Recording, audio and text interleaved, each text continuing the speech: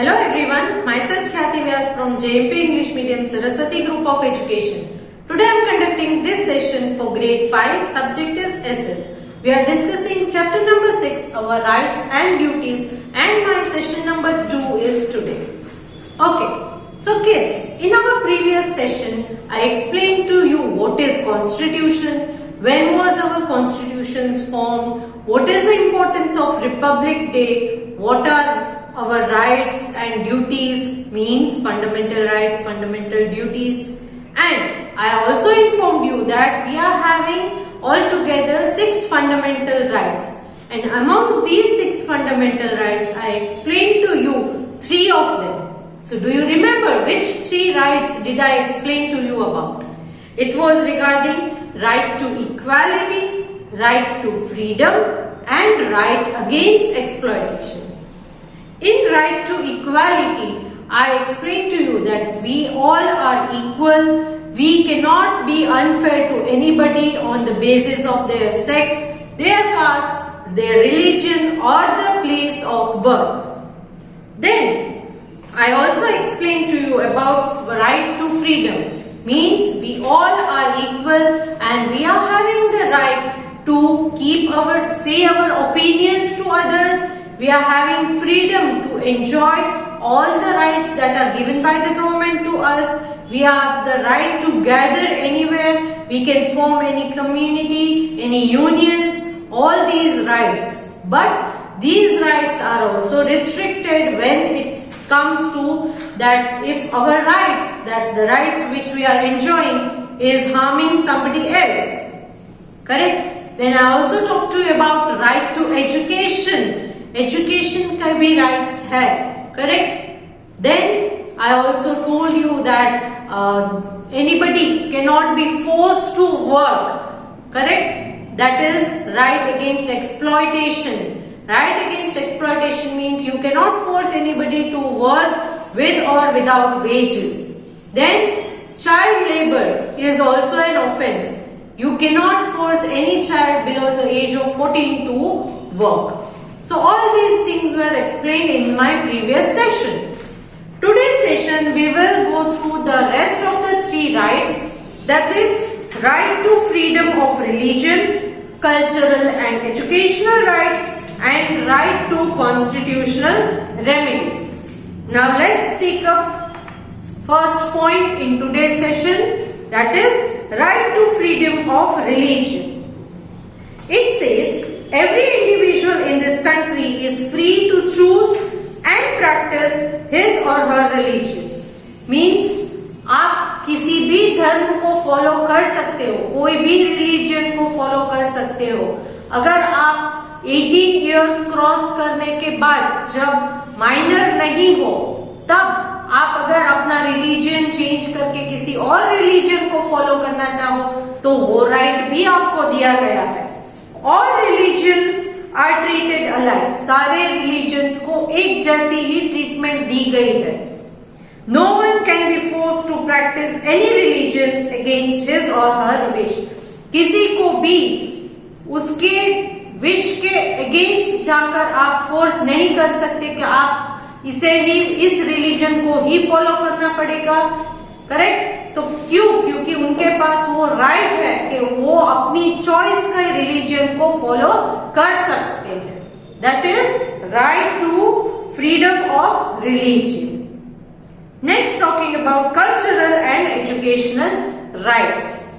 India is a large country with many states which have their own language and culture. India एक बहुत बड़ी country है जिसमें बहुत सारी लैंग्वेज, बहुत सारे कल्चर्स हैं. Every person in country has the right to preserve, protect and develop his or her own culture. इसलिए यहाँ के हर सिटीजन को वो राइट दिया गया है कि आप अपने जो कल्चर है, जो राइट्स है, उसे प्रिजर्व कर सकते हो, प्रोटेक्ट कर सकते हो और आप अपना कल्चर डेवलप भी कर सकते हो. फॉर एग्जाम्पल, हमारे यहाँ के कल्चर में नवरात्रि में हम गरबा खेलते हैं. तो ये नवरात्रि में गरबा खेलने का जो कल्चर है उसे हम प्रोटेक्ट भी करते हैं और उसे प्रिजर्व करके आगे भी डेवलप भी करते हैं। करेक्ट। आज सिर्फ गुजरात में नहीं, गुजरात के बाहर भी कई स्टेट्स में नवरात्रि में गरबा का आयोजन होता है। क्यों? क्योंकि हमारा ये राइट है, हम इस प्रकार के राइट्स को एंजॉय कर सकते हैं जिससे दूसरे को कोई नुकसान नहीं पहुंचता है। There are many minority groups such as Muslim, Christian, Sikh and so on. बहुत सारे माइनॉरिटी ग्रुप्स भी हैं हमारे कंट्री में, जैसे कि मुस्लिम्स है, क्रिश्चियंस है, सिख है, ऐसे बहुत सारे माइनॉरिटी ग्रुप्स है। Minority groups means minority groups are those groups which are made up of people who are less than the half in number of large group. जो हमारे यहाँ बड़े ग्रुप्स होते हैं उनमें कितने लोग हैं लार्ज ग्रुप में, उसके हाफ भी नहीं होते हैं इन माइनॉरिटी ग्रुप्स में पीपल। तो ऐसे ग्रुप्स को हम कहेंगे minority groups. Each group has the right to follow its own custom and tradition, but इन माइनॉरिटी ग्रुप्स को भी अपने कस्टम्स एंड ट्रेडिशंस को जो है फॉलो करने का अधिकार दिया गया है। They have the right to set up their own educational institute in any part of India, और उनको ये अधिकार भी दिया गया है कि वो अपना एजुकेशनल इंस्टीट्यूट भी खोल सकते हैं किसी भी इंडिया के पार्ट में। पूरे कंट्री के अंदर कहीं पर भी वो अपने धर्म का कोई भी एजुकेशनल इंस्टीट्यूट खोल सकते हैं। करेक्ट। जैसे कि मुस्लिम्स है तो मुस्लिम की अपनी ही अलग से स्कूल्स भी होती है। क्यों? क्योंकि वहां पर वो मुस्लिम बच्चों को अपने धर्म के बारे में सिखाते हैं। करेक्ट। तो दे हैव दैट राइट, उसमें कोई गलत बात नहीं होती है। करेक्ट। तो इसलिए we have right for cultural and educational rights, जिसे कहते हैं कल्चर और एजुकेशन। अपने कल्चर के बारे में एजुकेशन देना या अपने कल्चर को फॉलो करना, ये अधिकार भी हमारे पास है। Then next is right to constitutional remedy. That means an individual has the right to ask for justice in court of law if he or she feels that his or her fundamental right have been violated. अगर हमें लगता है कि हमारे अधिकारों को कोई नुकसान पहुंचा रहा है तो हमें ये अधिकार दिया गया है कि आप court of law, that is court में जाकर उसके अगेंस्ट अपनी बात रख सकते हो, अपने विचार रख सकते हो कि यहाँ पर मेरे अधिकारों को नहीं माना जा रहा है, मुझे इनइक्वल ट्रीट किया जा रहा है, अनफेयर हो रहा है, मेरे साथ अन्याय हो रहा है। तो इसलिए आप, अगर आपको ऐसा लगता है कि आपके साथ कोई अन्याय हो रहा है तो आप तब कोर्ट में जाकर ये बात कर सकते हो। So an individual has the right to ask for justice in court of law if he or she feels that his or her fundamental rights have been violated, मतलब उसके फंडामेंटल अधिकारों को नुकसान पहुंचा रहा है अगर कोई, तो वो कोर्ट में जा सकते हैं। Then they have also given an important point in green color. It is important to keep in mind that fundamental rights can be suspended in times of emergency. अगर हमारे देश में कोई इमरजेंसी आती है, कोई नेचुरल कैलामिटी है या कुछ और चीज होती है, लड़ाई ये वो, कुछ बहुत बड़ा युद्ध जैसा माहौल हो जाता है, उस समय इन फंडामेंटल राइट्स को सस्पेंड भी किया जा सकता है। सस्पेंड मतलब फॉर एग्जाम्पल जब कर्फ्यू लगता है, हमारे पास ये अधिकार है, मैंने बोला था कि you can make a gathering without arms अगर आपके पास नहीं है तो गैदरिंग कर सकते हो। जैसे कि मैंने एग्जांपल भी दिया था, शादी ब्याह है तो उसमें 100, 200, 500 लोग भी जमा हो सकते हैं। मगर इमरजेंसी की सिचुएशन आती है, कर्फ्यू लगता है, अभी रिसेंटली लॉकडाउन, कर्फ्यू, ये सारी चीजें आपने एक्सपीरियंस भी की है, तब क्या होगा? तब इन फंडामेंटल राइट को सस्पेंड करके, सस्पेंड का मतलब है तब के लिए, तब फॉर द टाइम बीइंग उसे स्टॉप किया जाता है, तब आपके पास वो अधिकार नहीं होता है कि आप गैदरिंग करोगे। क्यों? क्योंकि तब इमरजेंसी लागू की गई है, कर्फ्यू, लॉकडाउन, ऐसी कोई इमरजेंसी आ गई है, तो गवर्नमेंट के पास ये राइट है कि वो उस समय फंडामेंटल आपके जो राइट्स है गैदरिंग के, उसे सस्पेंड कर देता है just for the time being. Clear? So these were all the rights that are given to the citizen of India. कौन-कौन से rights थे? Right to equality, right to freedom, right against exploitation, right to freedom of religion, cultural and educational right, and right to constitutional remedies. So these were the rights that our constitution has given to us. Now talking about some fundamental duties. As a citizen of India, we are also having some duties which we have to perform for our country. हमें भी अपने देश के लिए कुछ duties करनी पड़ती है। तो वो कौन कौन सी ड्यूटीज है? Let's have a look at them. When people enjoy such rights, they are also expected to perform certain duties as citizens. अगर हमें राइट्स दी गई है तो उसके अगेंस्ट हमारी कुछ ड्यूटीज भी है, हमारे कुछ कर्तव्य भी है हमारे देश के प्रति। These duties are known as fundamental duties. In duties को फंडामेंटल ड्यूटीज कहा जाता है। The fundamental duties are as follows. First one, obey the constitution and the law of the country. सबसे पहली ड्यूटी हमारी यही है कि हमारा जो कॉन्स्टिट्यूशन है, संविधान, उसको फॉलो करना और उसके लॉज को आदर, रिस्पेक्ट देना, उसके लॉज एंड रूल्स, रेगुलेशन, उसको मानना, ये हमारी सबसे पहली ड्यूटी है। ओबे मतलब मानना। Obey the constitution and the laws of the country. हमारे कंट्री के जितने भी लॉ है, रूल्स एंड रेगुलेशन, उसको हम मानेंगे। Next, respect the national flag and national anthem. हमारा जो नेशनल फ्लैग है, तिरंगा, ट्राई कलर फ्लैग, और नेशनल एंथम जो है, जन गण मन, उसका रेस्पेक्ट करना। आज भी हम जन गण मन जब सुनते हैं, तब जहां भी हो, जिस भी जगह पर, वहां पर अटेंशन पोजीशन में खड़े हो जाते हैं। क्यों? Because that is the way to show respect to our national anthem. अगर टीवी पर भी बजता है तो बहुत सारे ऐसे लोग हैं कि टीवी पर भी बजने पर अपने घर में खड़े हो जाते हैं, स्ट्रेट अटेंशन पोजीशन में। जब तक नेशनल एंथम खत्म नहीं होती है, तब तक अटेंशन पोजीशन में खड़े रहकर उसे रिस्पेक्ट करना चाहिए। So that is also our duty. ये भी हमारी ड्यूटी है। That is respect the national flag and the national anthem. Next, follow the path of non violence. अहिंसा को फॉलो करना है। सेक्युलरिज्म। सेक्युलरिज्म का मतलब क्या है? Equal treatment of all religions by country.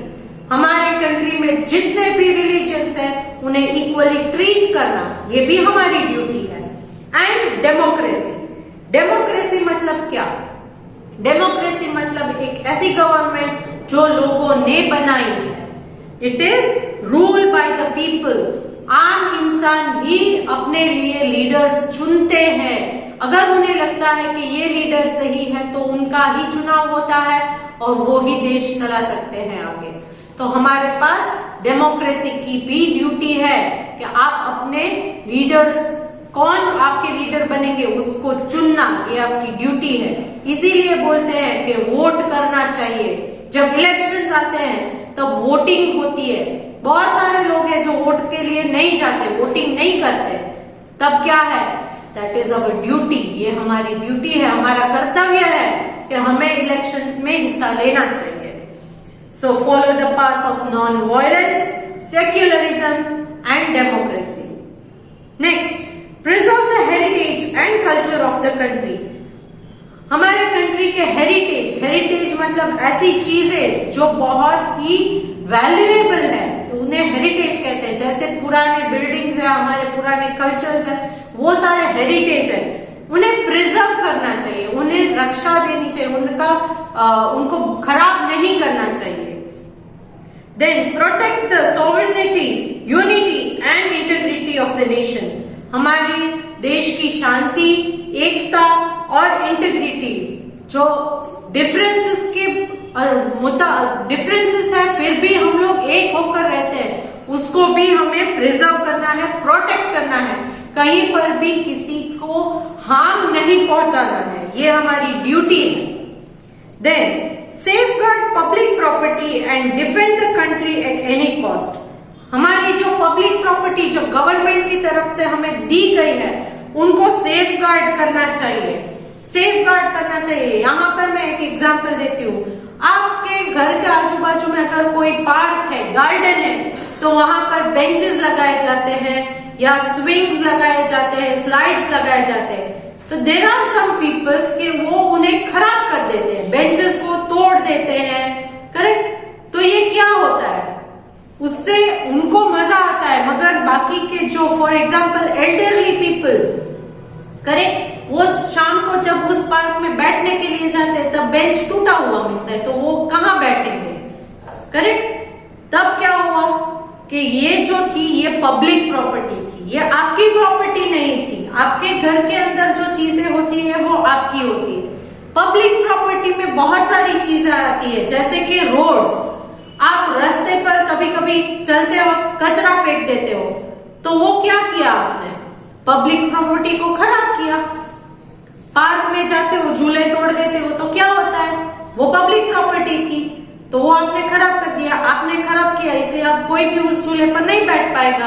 तो इन सारी पब्लिक प्रॉपर्टीज को हमें नुकसान नहीं पहुंचाना चाहिए, ये हमारी ड्यूटी है। Safeguard public property and defend the country at any cost. और हमारी कंट्री को डिफेंड करना है। डिफेंड करना मतलब उसका अपमान कहीं हो रहा है तो उसे सहना नहीं चाहिए। अगर आप देखते हो कि कोई रास्ते पर कचरा फेंक रहा है तो तब क्या करना है, अगर कोई फॉरेन कंट्री से आएंगे और आकर देखेंगे कि आप खुद की ही कंट्री खराब कर रहे हो, खुद के ही कंट्री के रास्ते खराब कर रहे हो, तो आपकी इमेज बहुत खराब जाती है वहां पर कि वहां इंडिया के लोग तो ऐसे ही होते हैं। तब अपने कंट्री को डिफेंड कीजिए, उस इंसान को रोकिए, उसे फाइट मत कीजिए, उसे समझाइए कि ऐसा मत करो, ये खराब दिख रहा है, उसे समझाना है। Clear. Next, protect the natural resources. हमारे इंडिया में बहुत सारे नेचुरल रिसोर्सेज है। We have already discussed wildlife, then forest resources, water resources. तो ये सारे हमारे जो नेचुरल रिसोर्सेज है इनको भी प्रोटेक्ट करना है, इनको वेस्ट नहीं करना है, correct. Then avoid social evil such as dowry and gambling. Social evil मतलब समाज के अंदर कोई खराब प्रथाएं चल रही है, खराब प्रैक्टिसेस चल रही है, जैसे कि डाउरी सिस्टम या गैम्बलिंग।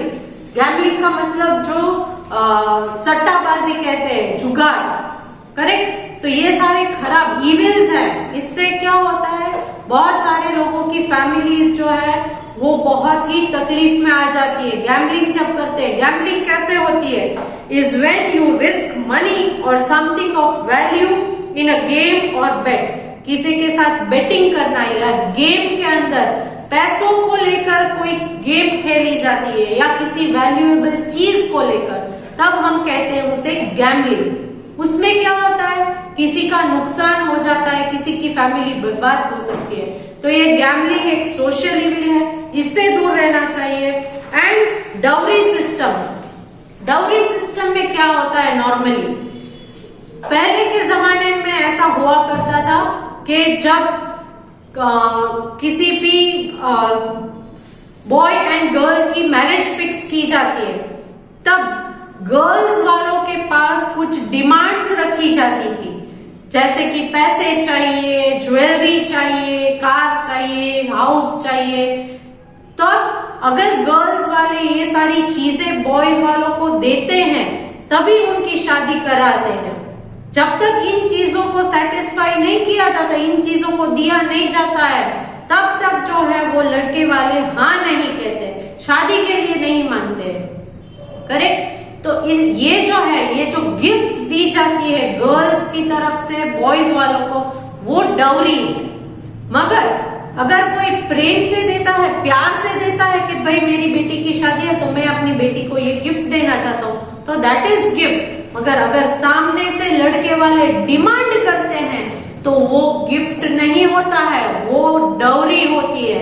तब ये डाउरी सिस्टम जो है वो एक सोशल इविल मानी जाती है। क्यों? क्योंकि अगर वो सेटिस्फाई नहीं होते, आज उन्होंने एक डिमांड की, शादी के बाद और ज्यादा डिमांड कर सकते हैं, और अगर डिमांड नहीं भी पूरी करे तो लड़की को परेशान कर देते हैं ससुराल में। तो ये सारे सोशल इविल्स है। तो इन सोशल इविल्स को अवॉइड करना है हमें, ये हमारी ड्यूटी है। अगर कोई डाउरी के लिए या किसी और सोशल इविल गैम्बलिंग के लिए अगर आपको फोर्स करता है तो उसे अवॉइड कर दीजिए, उसे मत मानिए। Next, try towards excellence in their respective spheres. आप ट्राई कीजिए कि आप जिस भी चीज में बहुत आपको अच्छी तरीके से इस चीज के बारे में पता है तो आप एक्सपर्ट बनिए। उससे क्या होगा, आप अपनी स्किल भी डेवलप करोगे, साथ ही साथ आपका कंट्री भी डेवलप होगा। करेक्ट? आप क्लास के अंदर इतने सारे बच्चे हैं, हो सकता है कि कोई साइंस में एक्सपर्ट है तो कोई मैथ्स में एक्सपर्ट है, कोई एसएस में एक्सपर्ट है। तो आपको जिस फील्ड में इंटरेस्ट है उस सब्जेक्ट में आप एक्सपर्ट बनिए। ये सिर्फ सब्जेक्ट के रिलेटेड या स्कूल से रिलेटेड नहीं है। बड़े होने के बाद आप किसी फील्ड में जाना चाहते हो, करेक्ट? फील्ड का मतलब क्या है? कोई पुलिस इंस्पेक्टर बनना चाहता है, कोई डॉक्टर बनना चाहता है, तो जो आपका इंटरेस्ट है उसी बात को फॉलो कीजिए और उसी चीज में एक्सपर्ट बनिए। तब क्या होगा, आप भी डेवलप होगे और आपकी कंट्री भी डेवलप होगी। So strive towards the excellence in their respective spheres. Next, it is important to remember that rights and duties go together. ये हमें याद रखना है कि जितने भी राइट्स थे उन राइट्स के साथ साथ ड्यूटीज को भी फॉलो करना है। ऐसा नहीं हो सकता कि सारे राइट्स को मैं एंजॉय कर लूंगा बट ड्यूटी एक भी अपने कंट्री की तरफ जो है वो मैं फुलफिल नहीं करूंगा, तो इट इज नॉट पॉसिबल। आपको राइट्स दिए गए हैं, साथ ही साथ ड्यूटीज को भी निभाना पड़ेगा। करेक्ट? आपके स्कूल में जैसे कि आप जब आपकी पीटी का लेक्चर होता है तब आपके पास राइट है कि आप गेम्स खेल सकते हो, एक दूसरे से बात कर सकते हो, बट उसके साथ आपकी ड्यूटी ये भी होती है कि क्लास के अंदर आने के बाद आपको शांत बैठना है और लेक्चर में टीचर्स को डिस्टर्ब नहीं करना है। तो rights and duties they both go hand in hand, एक साथ ही जाने चाहिए। सिर्फ राइट्स या सिर्फ ड्यूटीज नहीं हो सकते, दोनों साथ में ही होने चाहिए। Next, directive principles of state policy. ये क्या है? There are also certain guidelines that government must follow while ruling the country for better governance and for the welfare of the people. कुछ गाइडलाइंस दी गई है जिससे कि किसी भी गवर्नमेंट को उस कंट्री को या स्टेट को गवर्न करने में आसानी हो। These are called directive principles of the state policy. इसे हम कहते हैं directive principles of the state policy. Some of them are as follows. First one, provide adequate means of livelihood. Government को अपने स्टेट में या अपने कंट्री में जितने लोग रहते हैं उनको उनका रेगुलर जो लाइवलीहुड है, खाने की चीजें, पीने का पानी, इलेक्ट्रिसिटी, उन सारी लाइवलीहुड जो जीवन जरूरियात की चीजें हैं उन्हें प्रोवाइड करना पड़ेगा गवर्नमेंट को। Then ensure that wealth is not concerned in the hand of rich.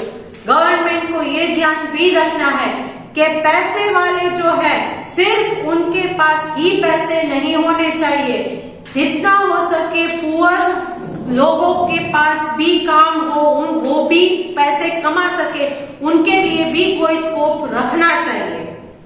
Provide equal opportunities for main and women and prevent child labour.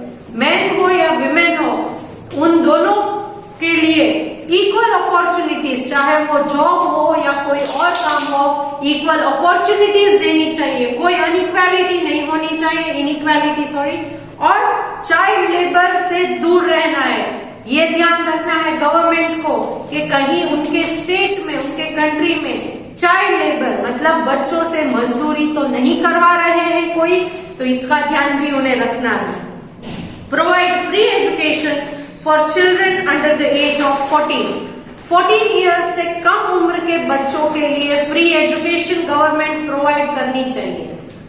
Take care of the weaker sections of the society and improve their condition. Weaker section of the society, चाहे वो cast से related हो या उनकी income wealth से related हो, जो भी वीकर सेक्शन है उनको प्रोटेक्शन मिलनी चाहिए गवर्नमेंट की तरफ से और उनकी कंडीशन में इंप्रूवमेंट आए, ऐसे कुछ स्टेप्स लेने चाहिए। So this was all regarding our fundamental and rights. Now, here we come to the end of this chapter. Next session we will discuss the exercise of this chapter. But before that I want you all to read the chapter once so that you are having no doubts and you will get the answers when we discuss the exercise clearly. Okay? Along with this video I am sending a PDF that is worksheet based on the fill in the blanks. Hint box में से select करके correct answers blanks में लिखिएगा. Okay? तो hope to see you good in next session. Bye.